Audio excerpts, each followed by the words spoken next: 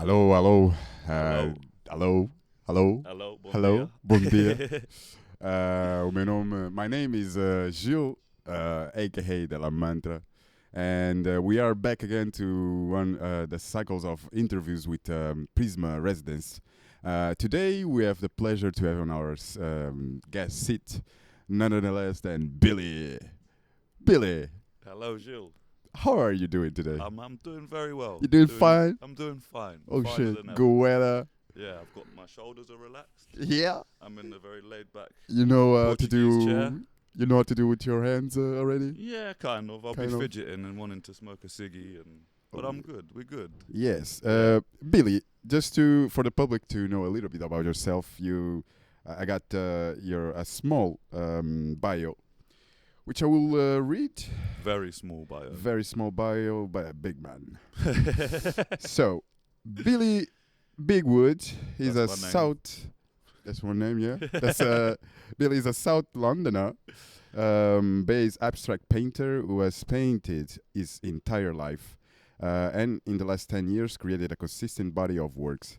Billy, could you start the interview by talking your interest in of or how did you got into drawing or Or painting? what I do, yeah. Mm. Well, I've always made art and been very lucky. I've been surrounded by creative people in my life, whether it's musicians or my parents are some sort of creative people. They were a massive influence on just allowing me to create. Your parents were painters too. No, but they're just creative. So my father was in textiles and my mother is an amazing drawer, but she actually does antique restoration. So in a way, it is creative. Some people may not see it as, oh, it's not painting or it's not sculpture, but to me, it's a very fine art form. And what do you find in painting? Like, what is the? Would you say the biggest, not advantage, but the things that makes you feel the most well about yourself while you draw? Well, it's a freedom because I always draw a lot from my brain or paint from my brain, which means there's no rules, there's no wrong or right way of doing something. Yeah, but while you're painting, wouldn't you say like you're limited to the space? So the pressure of making mistakes is big because you have a canvas or. Yeah, but I think part of the thing that makes good artwork is the fact that you will notice little mistakes or little human errors. And I think the more I work nowadays, the more I can appreciate the human error. And that's usually what people are drawn to. My work can look very graphic and may look sort of perfect to the naked eye, but if you do look closer and within, there is these human errors. And I don't know whether you notice it, but if you look hard enough, that is sort of what attracts you as well, as bright colours and... Yeah, for what attracts you on your art was your eyes, but yeah. you say it's just the errors, human errors. Yeah, the errors, like, if the imperfect is perfect. You know? Yeah. That's I like feel you. with a lot of things in life, you know. But yeah, you were sharing a bit before that. Although your passion and your occupation nowadays is drawing or making paints, what you study was more illustrating, which is sort of a painting, but maybe is and besides being more digital, because it comes from a place where you already have prompts or like a correct me. design background, or you get a brief to work to, which can sometimes be very helpful because it gives you an idea of what you need to make or what they expect to be made. Whereas when I do my own painting now, there is no rules. I can make whatever I like. The perspective doesn't have to be right. The colours can be not the original colours of a plant. You could do a pink plant.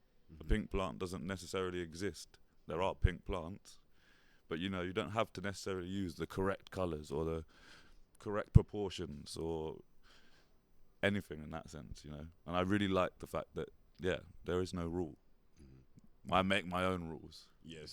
Which is yes, which bitch. is like rebellion, yeah.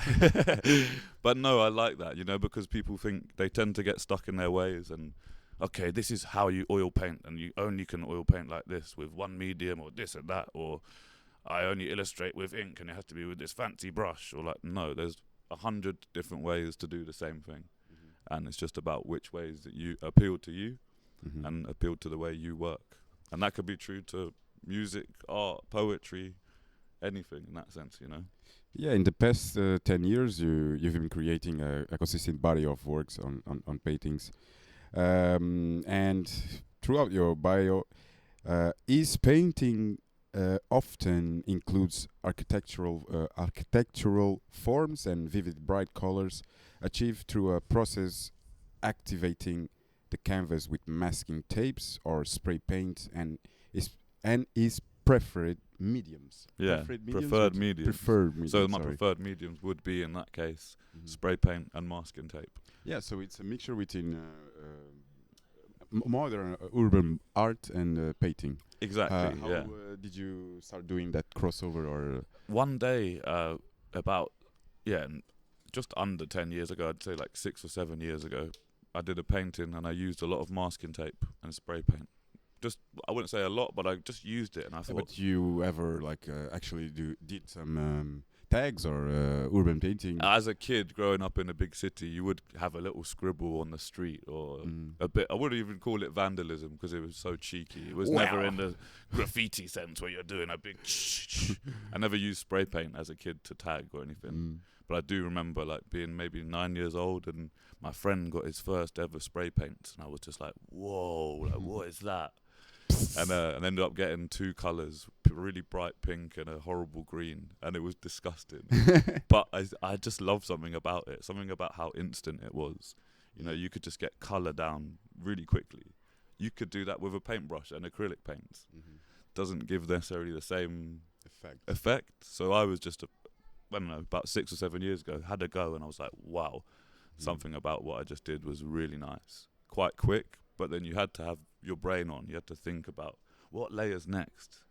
How am I going to tape up the next layer with this previous layer? You always, with the way I work at the moment, you have to think maybe 3 steps in advance to what you're currently doing. So I might be on a green layer. It involves several layers and layers and layers, and it comes from a background of my dad, who's a textile designer, and see he uses a lot of layers within his work to create quite a simple texture or pattern at the end of the day. But I learnt a lot through watching my dad work, and I would often work in the summer with him and see the process. And then saying the word process, I think really that's one of my big inspirations. Is I love to make, and so with my tape and my spray paint, I've really found a process that I enjoy. But I constantly learn from it, and learn new techniques, and learn little, that colour doesn't go with that colour, or this tape works on that surface, or whatever it is. I never feel like, okay, I've learned everything with spray paint and tape now, you know. Constantly find something new, which is nice. Yeah. So, and that, now I was thinking of a question. Like, would you say during making your art or your paintings, what do you like better, the process until the end product, or the end product itself? I would say honestly probably the process. I do get a massive excitement about revealing, you know, when I feel like I'm finished. I cover up my whole painting most of the time. You know, I'm working on just a tiny corner, and there is a stage towards the end when it's like Christmas. I'm like, I don't quite know what's underneath. Yeah, I've spent 20 hours painting what's underneath, but I haven't looked at it many times during that whole process. So there is this excitement of like unwrapping and not quite knowing what is underneath. I have a rough idea, whether there's mistakes or big gaps where I feel like, oh, there should be an object or an architectural form or something surreal in that space. And you only know until you finally reveal it. And that is something that's really exciting. But the process itself is so much fun. Yes. You know. Yeah, and the process takes you to a lot of places, and a lot of spaces and places that maybe you wouldn't get if you didn't had this such as experimental view on the creation. Yeah. And yeah, like, would you say you're a travel person? Like, usually go around. I've been lucky. I've definitely travelled a bit around the world. I mean, there's 100 places I haven't been to. When I have travelled and been lucky enough to travel, the places I go often are a massive inspiration. And whatever place you go to, do you always try to take your art, or? Not really, no. But then, I don't know, one of the my luckiest places I was ever able to go to was Jamaica. And I remember I went 3 times, and every time I took lots of sketchbooks, lots of films, rolls of film for photography, and I would spend hours and hours each day drawing and sitting in the mountains, relaxing, eating good food, and just drawing my heart out. And no one was going to tell me no, or that's the wrong thing to do. Yeah. I just was able to do that. And coming here to Lisbon has been even more enabling, and I can do even more what I want to do. Speaking about it, because here in Lisbon, you not just to observe the city and all the good things that we have here, but you came with a purpose, like really the creating, such as you are here in the Prisma, where we have this residencies program. And I would like to ask you, how did you find it, or how did you get interested to do it? Is it the first residency you made? Yeah, so it is. I'm 33 years old, and it's the first residency I've ever done, and I'm so grateful and thankful for. Yeah, and what did gave you that? What gave me the urge? To do it. Yeah. Something in my head was saying, you know what, Lisbon or Portugal is a good place for you. I've never been to Portugal before, never done a residency before, and my next door neighbour, where I live in South London, she does residencies all the time.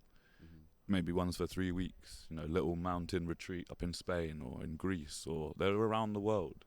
And so she was quite a big inspiration of mine, just because she made it possible. She was like, oh, here's a website, they've got loads of residencies on it. And then, I don't know, I'm just very lucky. I found Prisma. I filtered through and found this place, and I don't regret a moment of that decision, Yeah, and we appreciate that for the first experience to be here, and hopefully it's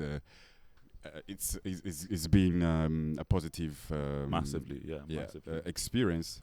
But yeah, would you say like the advantage of doing the residencies here is that you find other people from all over the world, and 100%. So I've been talking about this recently with people, and I said, as artists or potentially as musicians as well, commonly we spend a lot of time on our own, whether it's writing a song or playing the guitar and finding the right chords you want to play, or for a painter, they spend maybe 70% of their life alone painting.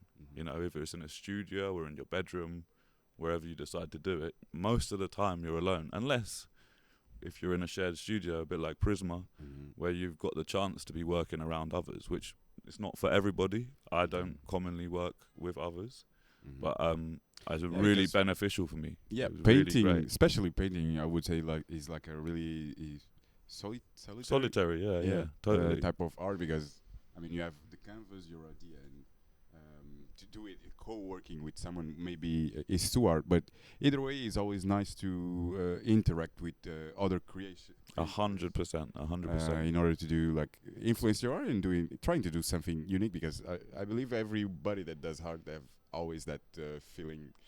I should do something something new, something amazing. Yeah. And when you create, do you feel any pressure on that, or the creation itself as what purpose do you see on your creation? Good question. The purpose, I don't know. I love to learn, but also people always say that I'm quite good at teaching. I've never intended to be a teacher, but when working in the studio around others, it was great. It's great to discuss, and I was asking my partner next to me working, I said, what do you think I should use this colour? And I quite like the idea that it's a bit of, you give a bit of your painting someone else the control of your painting. If I trust them, I think they're good with colour.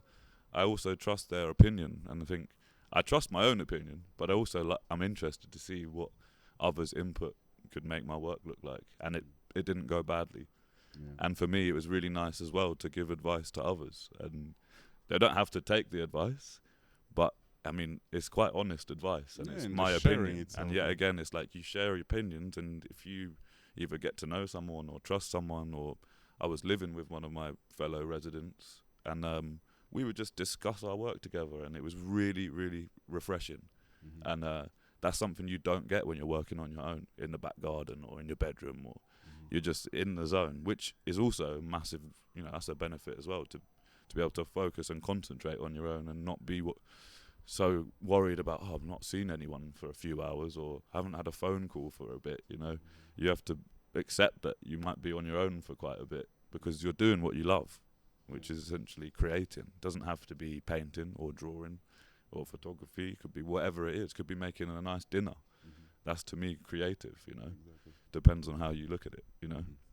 Yes, and Mr. Billy, so you are in the second month of your 2 months residency. So you already experienced the city for like 1 month. Yeah. And I would like to ask you, how does Lisbon inspire or is influencing your work at the moment? I wouldn't say visually, I'm not necessarily picking out bits of architectural forms I'm seeing around Lisbon. I think one of the main things is how open people are here and how you can be having a conversation with absolutely anyone and people just seem genuinely interested in each other. I'm from London, which is a massive city, and it's quite an unsociable city for me personally. People don't look each other in the eye. You don't hug each other hello and goodbye anymore. Shit, man. Which, like, here, The weather is shit. Yeah, the weather is shit, and like everything costs lots of money. It's like, whereas here you can manage to get by, and you don't need to spend lots of money necessarily to have a really nice time. Like I went to a picnic the other day in one of the Miradoros around here, and I went to leave early because I had to go to dinner with a friend. And everyone got up and gave me a hug to say goodbye. And like for me, that was like, what the fuck? Like, what the fuck's going on here, motherfucker? Like, are you gonna beat me up? Yeah. Are you standing? But for me as well, that's yet again like I spend 70% of the time on my own painting or working, and so for me, like even a little human interaction like a handshake or a hug is gets you so going. important. Yeah, no, you start that's twisting inspiring. your nipples. Yeah, it's so nice.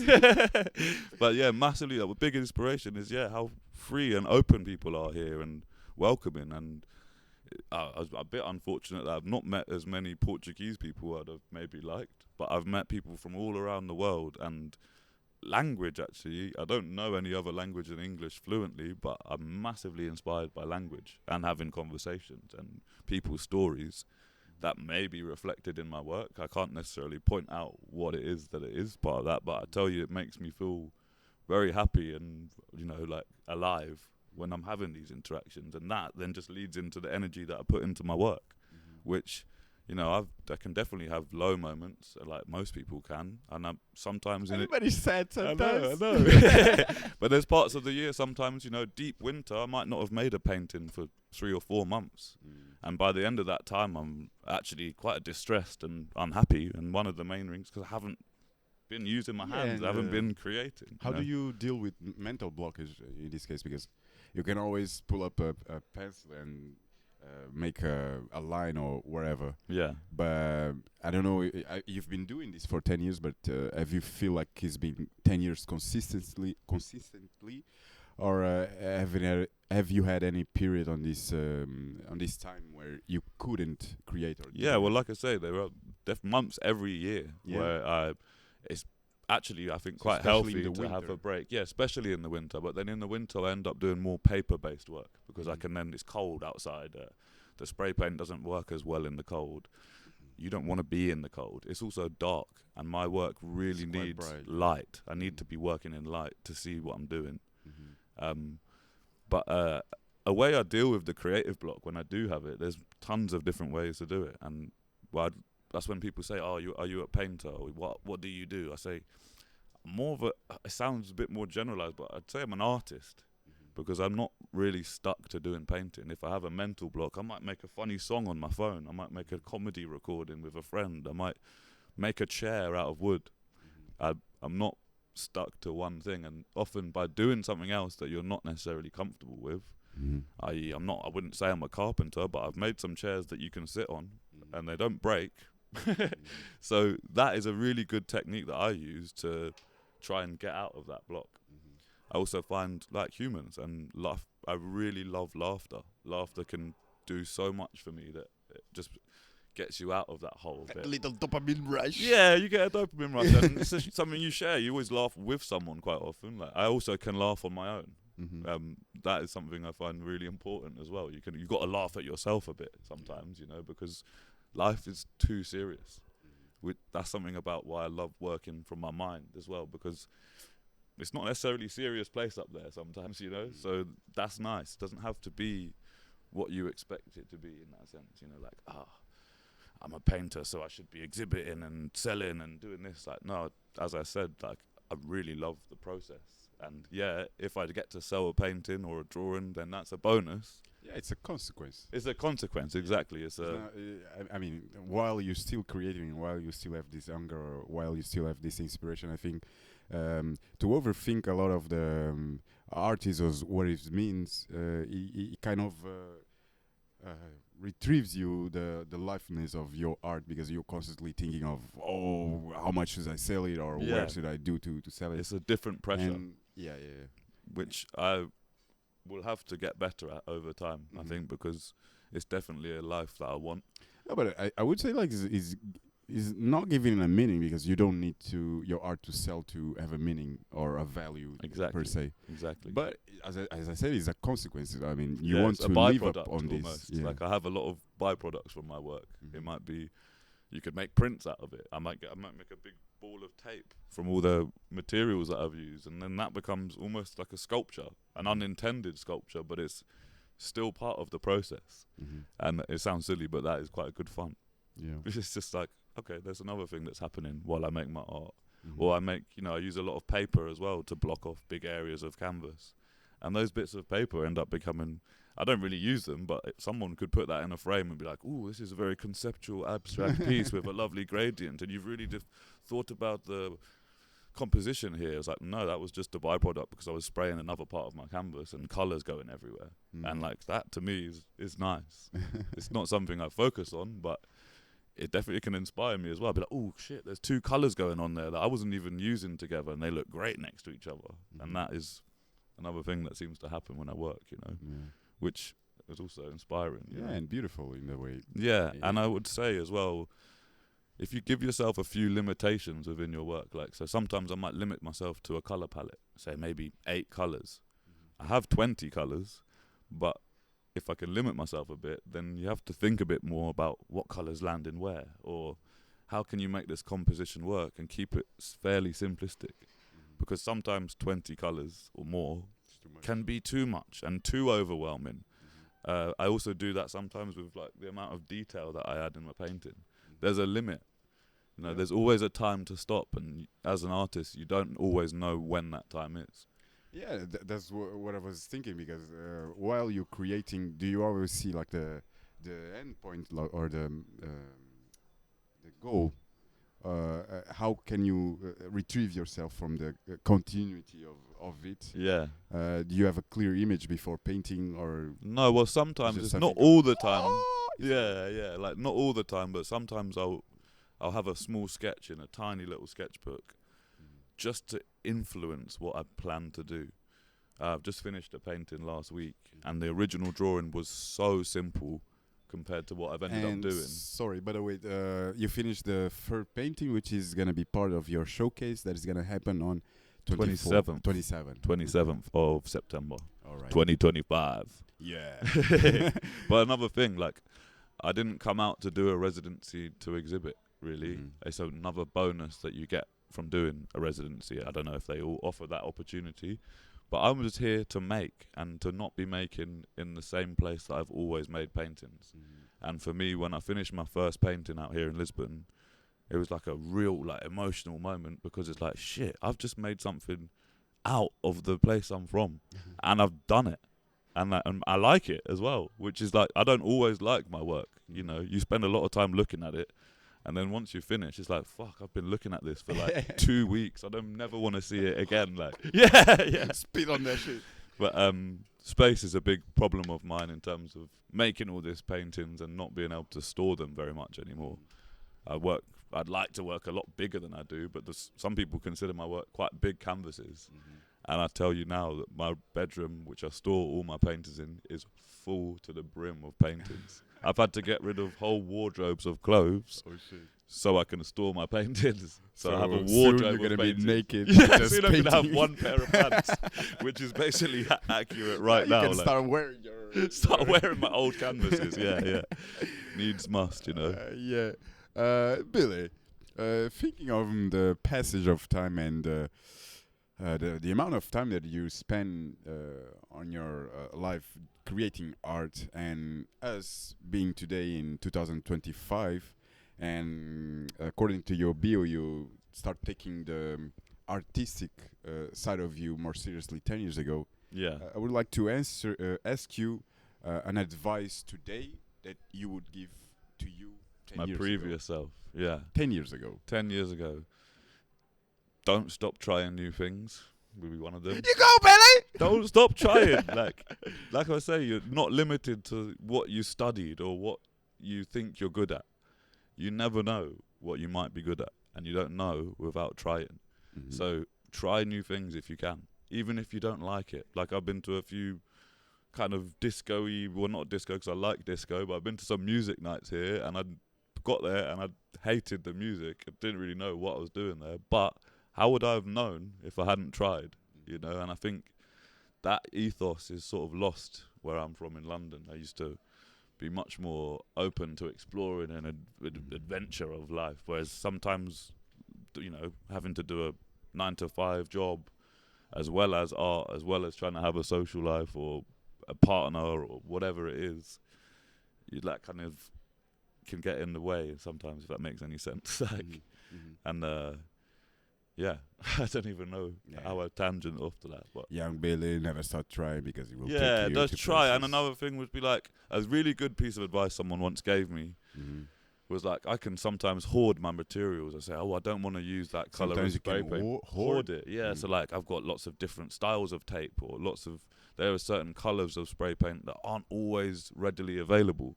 And I might be reluctant sometimes to be like, oh, I don't want to use that blue because I've only got half the can left and I'm waiting for the right moment to use it. But my advice to myself is to use it and use your materials, because it's only going to evolve and lead to you having to get more materials. So if you like stop yourself from doing something, that's not necessarily a good thing. Like, I know materials cost money, but like, just use them. Use them if you have them. Don't try and hoard too much, because it's just gonna sit there gathering dust. And so yeah, you know, for instance, here I came with a suitcase full of tape. I had 6 kilograms of masking tape in my suitcase. How was that in the airport? Oh, So, what it you was doing? hard on So- the cobbled streets of Lisbon. But I've used at least 20 rolls of masking tape to make 2 paintings, plus 3 Holy or 4 shit. or 5 from the art shop that I've had to go to. So, and that is me letting go of that fear of like, oh, this is my last roll of tape. It's like, just use it for fuck's sake and go and get yourself some more. Maybe don't get an extravagant dinner that night, and tomorrow you can afford 2 more rolls of tape. There's always a means. You just have to find the means, you know. Yeah, finding the means. Yes, sir. And Mr. Experimentalist, tell me something you would like to learn that you don't know yet. Good question. I would like to learn more language. I think that's definitely something that even though it's not necessarily obviously creative, to me, communicating, my art is a way of communicating, but language is a massive way we all communicate. And here in Lisbon, you know, there's 100 languages around you. Yeah, everyone luckily seems to have a slight grasp on English, which I feel very spoilt that I have that. And so my yearn to learn more words in different languages really inspires me. And so I can walk down the street. I was shouting at Dutch people the other day, like, hey, are you from Netherlands? But I was speaking in Dutch, you know, and I ask you about your Creole language that you can speak, and speak Spanish to Adrian. Like, it's just a melting pot. It's not worth Don't it. speak to him. Yeah, No, that's the only person who's not worth He's it. the sweetest guy that I've met. He's a pleasure to be around. But yeah, I mean, it's fascinating. And if you can bridge that gap with someone who maybe you don't get to speak very clearly with, like my English is too fast and their English is too broken, or the few words I know in Spanish, even if you make that effort, there's a thing you share there. You're both trying and making the effort. And often I'll try and speak in a bit of Portuguese or Spanish or Dutch, and people will reply in English. Yeah. But it doesn't matter, because I'm still trying, and I know each day if I can learn 1 or 2 words, that can help me in life, having connections, talking to people that maybe you wouldn't normally talk to, because you're like, oh, will they understand me? Yeah, too scary too. But even if you just make the effort, they appreciate that, no matter who they are, what language they speak. Or, very rarely have I offended someone by trying to say a word in their language. It's more like they can see how curious I am, and I am genuinely interested, and that's weirdly, it's not necessarily related to my work, but that fuels the inspiration somehow. And so people are a big inspiration. And language. Yes. Yeah. Thank you, sir, for your answer. And Mr. Producer, how long are we on? Just to know. Half an hour, okay. So, really, to draw is to be inspired. And I would like to ask you, if you could define it, what would be the origin of the inspiration? Is it a feeling or a formula? Interesting. Yeah, I think as an artist, you definitely have you discover your own formula that you like to work with. But as I was saying earlier, that is always evolving. So you might use a different formula on the next painting, but you'll draw inspiration from something you learned from the last painting. So the creative process, I say again, is something that's forever evolving. But you can see, if you look at my paintings from 6 years ago to the ones I do today, there's process and techniques that is what inspires me. I'm like, holy shit, those two colours can do this, or that bit of tape can do this, and then to pull it off and see that, it's like, whoa, I want to use that technique again.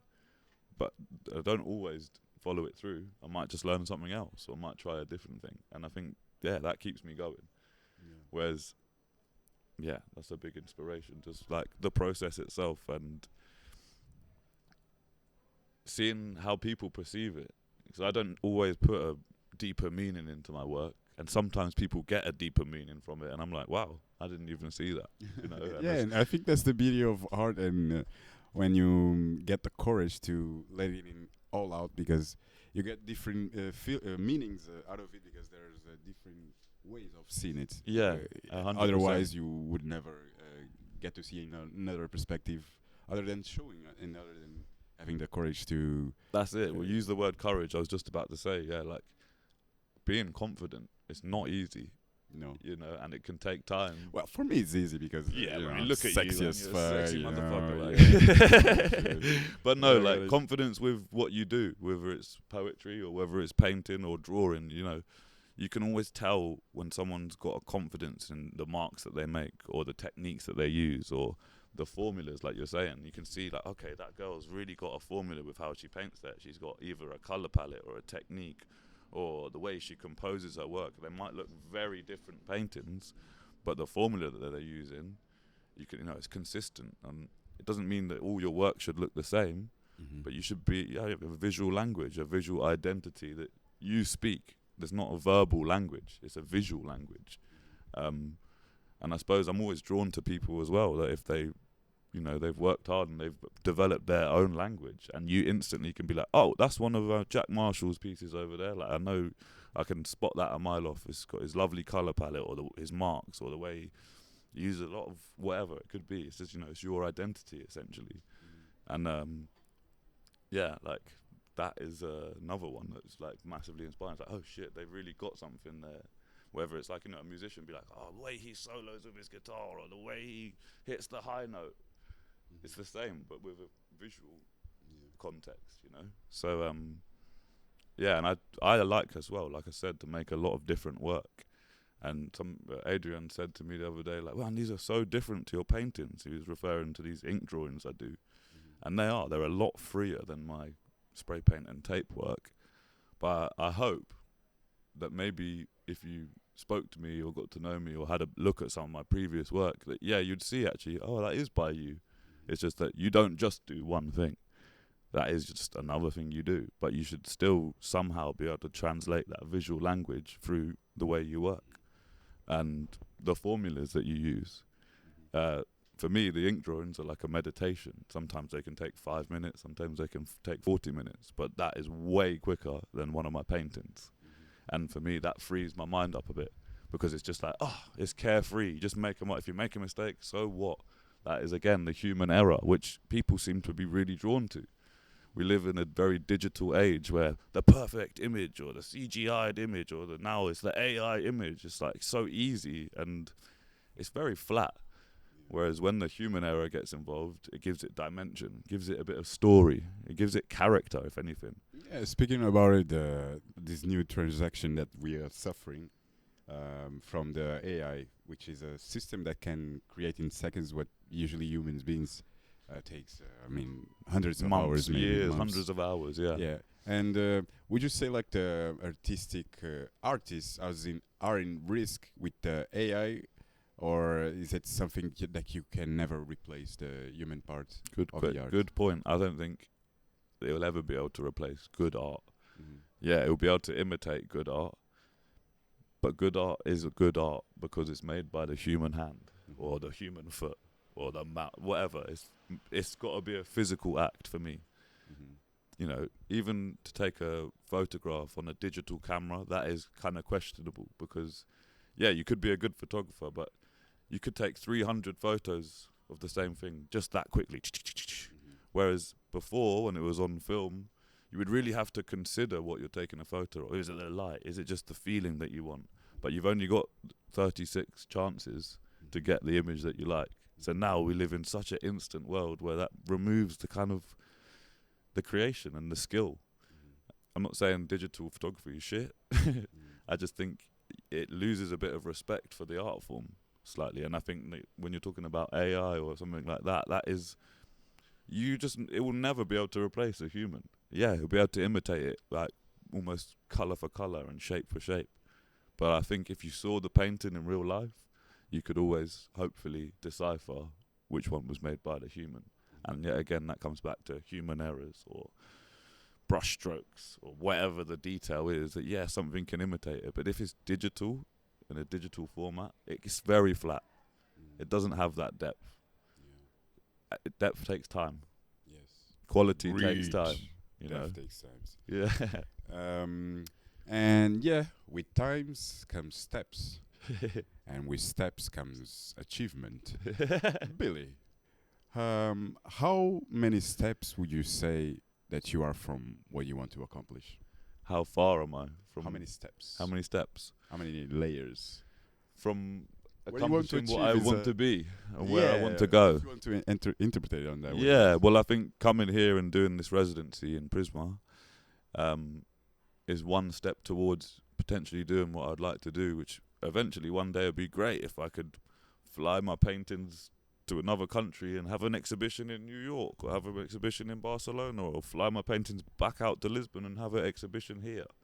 And so I'm sending my paintings back to the UK, back to London. And that was really one of my sort of worries or goals about coming out. It was like, right, if I can do that, yeah, it's going to cost a little bit of money, but it's fantastic practice for what potentially I might be able to do one day, or might be able to have the mind space and the time to approach galleries around the world and send them emails. Whereas currently my life back in the UK is very busy, and some weeks I don't have any time to paint, or it's not even necessarily about the time, it's about what energy you have. And sometimes city life, well, it's hard to say that because I'm in a city right now, but big city life can get on top of you very quickly. And it can be the weather, it can be the food, it can be the price of things, and that all adds up. And so to be able to have the freedom out here of actually just sitting down and painting, and I feel very fortunate to have that opportunity, but also I'm trying to try and make the most of it, because you never know when that time and energy is going to be next available. Here, it's a space for that. They offer the time and the space, and actually the people around you give you the energy, as well as eating well, getting enough sleep, and not partying too much. Yeah. But that Control yourself. Control yourself. Yeah, have a bit of self-control. You know. But yeah, for real, like that was one of my goals, was to like, okay, if I can do that, make a few paintings not in my home city, send them home.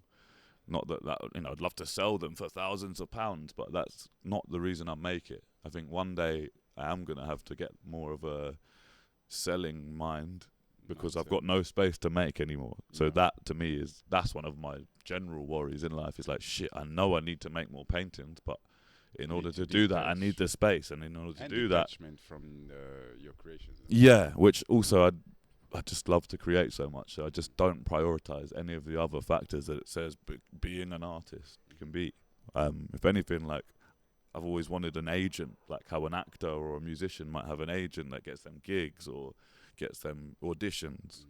I mean, for me, like I said, it's not my focus to sell, so I would be happy to give someone money to do it for me, you know, because Well, you can give me money. I yeah, wouldn't you say. can have my money. It's Yeah, fine. I wouldn't say if I wasn't advertising you or shit, but you can give, man. Yeah, for real. I'm joking. But But yeah, so steps you feel like you already taking them and achieving something that you never. slowly but surely, and like I would also say, like I said to you earlier, but I don't really have any like idols in this life. I don't idolize an artist or a musician, or don't. I love artists, I love art, but my inspiration comes from people that do, and I more tried to use people that I know or have met as my inspiration, rather than being like, oh yeah, Van Gogh, I would love to paint like him one day. Like, yeah, he's great, but I don't want to be like somebody else. I want to have my own language, and I want you to be able to appreciate that, whether you like my art or not, you know. You'll be like, oh, okay, I see that takes time, or I've never seen that technique before. Or people have often said, I thought your work was just photoshopped, which to me is quite a compliment, because my work isn't photoshopped. It's all done by hand. It takes fucking forever to do, you know. So it's a weird compliment, but I kind of took that. I was like, oh, that's interesting that you think that, you know, because maybe it's from studying graphics or illustration that it's digital, and I have a kind of, I don't know, slightly digital look to my work. When you see it in person, you know what you're looking at.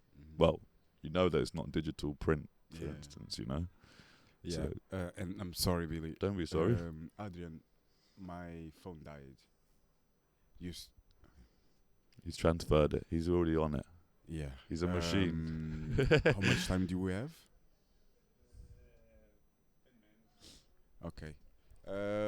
Yeah, times go by, and Billy, you already talked about your steps and talking about your purpose and your goals and your influences, and I would like you to define to me what for you, what is success?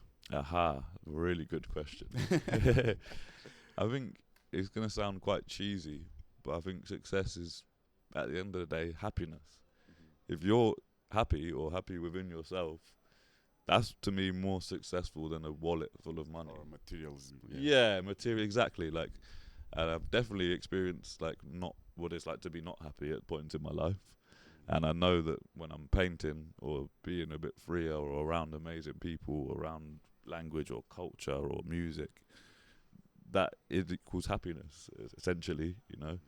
And I think most of the people that I see as successful maybe in my life, I also judge whether that success is, money related, or is it they've got a good situation and they've got a smile on their face. Like, if you're smiling on your face, that is success.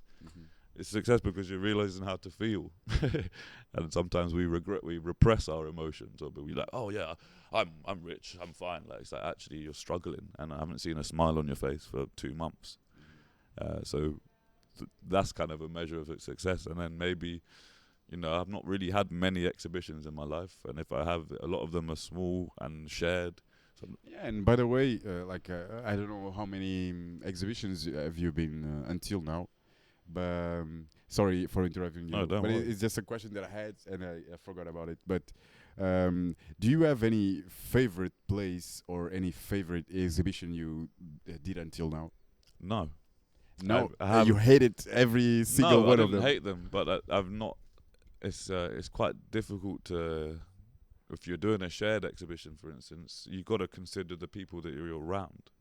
So that's whether the colours in your painting are clashing with the other person's colours. That can be a simple thing that makes it not work. I would love, to do a solo show at some point, and I definitely am working towards having that body of work. I mean, working, you already have. Like, Yeah. It's just maybe the organization part. Exactly, which is another part that I definitely don't strive in. You know, it's not my strong point, if you'd say. You know, but again, by doing this, I'm working towards it. I talk to people. I'm talking to people that have exhibited. I talk to people that sell. Talk to people that do murals. Any way that you can potentially bring yourself a little bit of income by doing something that you love is also like, wow, that would be fantastic. Like, I'm a gardener in London. I love it. It's quite, you're outdoors, you're with nature, but it's not necessarily, I didn't come onto this planet to be a gardener. But when I do my paintings, or if I do a drawing or whatever, I feel like this is one of my purposes in life, like I really enjoy this. This brings me happiness. And I don't really want to stop. And a nice thing is that I feel like I could, if I do make it to an old man, like 90 years old, I could still be painting at that point. Yeah. Whereas like if I was maybe an athlete, you only get to a certain stage in life and really your body doesn't let you do that anymore, So the fact that art is kind of endless like that, same with kind of music, unless your fingers stop working and you can't play the guitar, but then you can sing. You can still do music. So I think that is it. It's like, it's everlasting. So it sounds, again, a bit cheesy, but if I can do that for the rest of my life. I used to skateboard, for instance, and I love it. And yet again, that would give me this freedom of peace of mind. You're just worrying about the next stone that's going to make you fall over. Fortunately, I can't really skate as much as I used to, whether it's my body or whether it's just I'm older. And that's something that I would definitely miss in terms of the freedom it gives you and the space it puts in your mind. You're literally just worrying about that stone. There's not like, oh, I've got to pay this bill or I've got to go to work tomorrow. It's like, oh, I'm just free. And painting and art and music and whatever it is that freedom as well. Except for me, it's everlasting. It can go on until you die. Yes. As long as you've got a slight bit of eyesight and a bit of sense in your fingers and your hands, then anything is possible, essentially, Yes. Which, again, sounds a bit cheesy, but it's true. It is quite cheesy. It is. Anything is possible. But beautiful and fuck cheesiness. Just be happy, man. Yeah, exactly. Well, yeah, bro. Thank you for this conversation. Thank you. I hope that your next showcase goes really well. Yeah. I hope your experience keeps being vivid and joyful and yeah. And fun. And bringing joy and laughter, whether it's through my own work or just being around great people like yourselves. Because, just to promote you a little bit, you have your own social medias. Only sadly, which I hate to say, but I only really have an Instagram, and it's unfortunate, but that's a lot of where artists have their portfolios nowadays. I mean, I'm not very tech savvy, so I don't currently have a website, and I don't currently have anywhere you can buy anything. But if you message me on Instagram, it's like Billy.Bigwood. Bigwood. All right. And you'll find me there, and you'll find the last 8 or so years of my work. Nice. Most of it's on there. Nice. Yeah. And thank you, Billy. Thank you, Jill. Thank you, people that are listening or that are gonna listen to this interview. Big up yourselves. Yes. Big up Jill. Big up Adrian. Yes. Yeah. Big up. Big up. Big up, man. South London. Yeah.